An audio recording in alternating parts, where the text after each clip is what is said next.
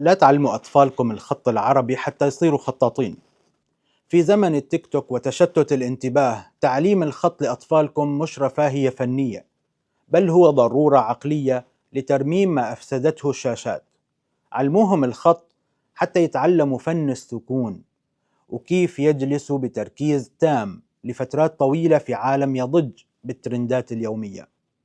علموهم أن الجمال يحتاج إلى وقت، وأن الخطأ ليس نهاية الطريق، بل يمكن تداركه بالصبر والترميم، وهذا هو جوهر تهذيب النفس. حصنوهم بالخط العربي ضد ثقافة الرضا الفوري، ليدركوا يقينا أن النتائج العظيمة لا تأتي بضغطة زر، بل تأتي بالاستمرار والمحاولة. الخط العربي ليس مجرد حبر على ورق، هو مدرسة عريقة لبناء الشخصيات المتزنة الصلبة.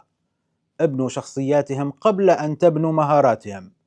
أشارك هذه الرسالة مع كل أب وأم يبحثون عن التربية الحقيقية، واحفظ الفيديو ليكون مرجعك في بناء جيل القادة.